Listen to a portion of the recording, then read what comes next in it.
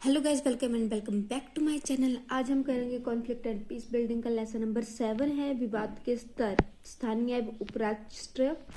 ठीक है, level of conflict है इस लेसन का नाम। तो पहला प्रश्न है स्थानीय स्तर के विरोध का विश्लेषण।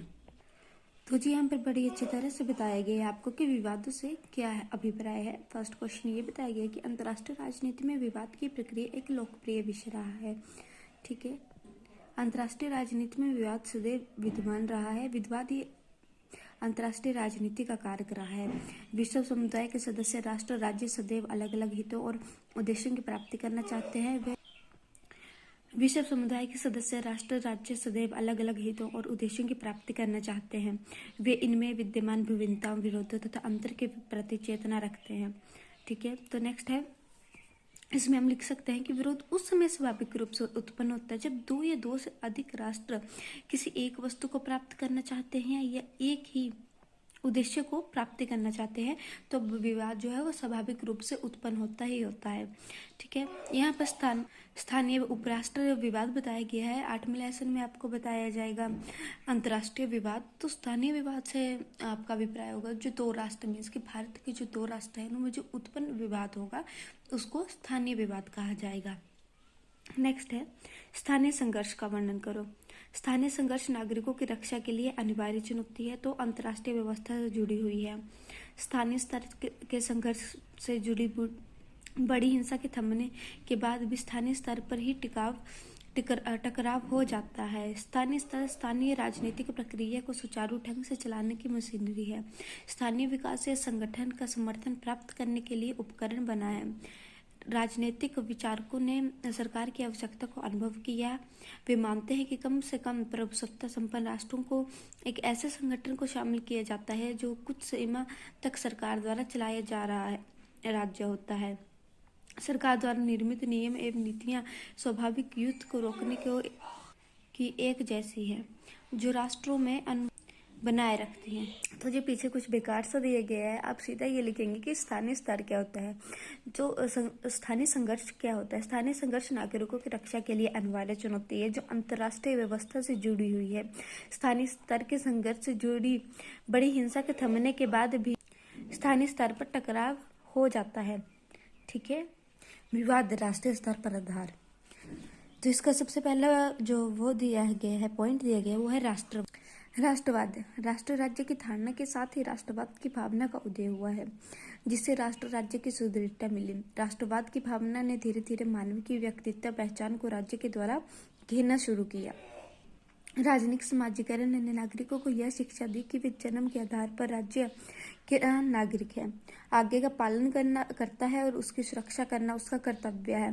तो जी आप सीधा सीधा इसमें लिखेंगे कि राष्ट्रवाद क्या है। राष्ट्रवाद से हमारा अभिप्राय यह है कि राष्ट्र राज्य की धारणा के साथ साथ राष्ट्रवाद की धारणा का भी उदय हुआ है जिसमें जो राष्ट्र है वो राज्य की सुदृढ़ता मिली है। राष्ट्रवाद की भावना धीरे धीरे व्यक्ति के अंदर भर दी जाती है। ठीक है, मानवता के व्यक्तित्व की पहचान को द्वारा घेरा जाता है। राष्ट्रवाद से हमारा अभिप्राय ये है कि राजनीतिक समाजीकरण ने नागरिकों को यह शिक्षा दी है कि वे जन्म से के आधार पर राज्य का नागरिक है और उसकी आज्ञा का पालन करना उसका कर्तव्य है तथा उसकी सुरक्षा बनाए रखना उसका कर्तव्य है।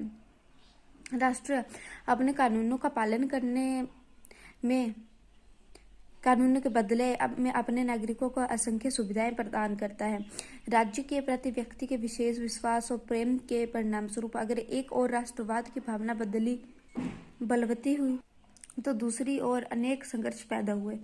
नेक्स्ट है प्रभुसत्ता। प्रभुसत्ता से आपका क्या अभिप्राय है? तो जी प्रभुसत्ता का अर्थ है आंतरिक और बाहरी प्रभुसत्ता से लिया जाता है। आंतरिक प्रभुसत्ता के आधार पर राज्य को अपने नागरिकों तथा उनसे समूहों के सभी प्रकार के व्यवहार को नियंत्रित करते हैं। बाहरी प्रभुसत्ता के से अर्थ प्रत्येक राज्य को अपनी इच्छित नीतियों के आधार पर अंतर्राष्ट्रीय संबंधों में इच्छित भूमिका निभाने का अधिकार है। राष्ट्रीय हितों के उद्देश्यों को प्राप्त करने के लिए राष्ट्रीय शक्ति के प्रयोग के आधार पर को राष्ट्र राज्य के सर्वोच्च अधिकारी के रूप में स्वीकार किया जाता है।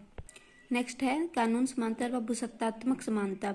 विश्व के सभी राज्य को उनकी जनसंख्या, सैनिक शक्ति, आर्थिक स्रोतों और उसके आकार के ही प्रभुसत्ता संपन्न राज्य माना गया है। अंतर्राष्ट्रीय कानून ने सभी राज्यों को सभी अधिकारों एवं कानूनों प्रतिष्ठा के लिए बराबर का राज्य माना है। 20वीं शताब्दी के आरंभ में ही इन 4 विशेषताओं के साथ साथ राष्ट्र राज्य अंतर्राष्ट्रीय संबंधों के मुख्य कर्ता बन गए हैं। राज्यों ने प्रमुखकर्ता के रूप में काम किया और अंतर्राष्ट्रीय व्यवस्था में राष्ट्र राज्य व्यवस्था अर्थात संबंधों की ऐसी व्यवस्था जिसमें राष्ट्र राज्य अपनी सरकारों के माध्यम से कार्य करते हैं का उदय हुआ। अंतर्राष्ट्रीय कर्ताओं के रूप में राष्ट्र राज्य युद्ध और शांति का भी संचालन अंतर्राष्ट्रीय संबंधों के द्वारा किया गया है। तो यही था इस क्वेश्चन में इम्पोर्टेंट। अगर आप आगे लिखना चाहते हैं तो आप लिख सकते हैं।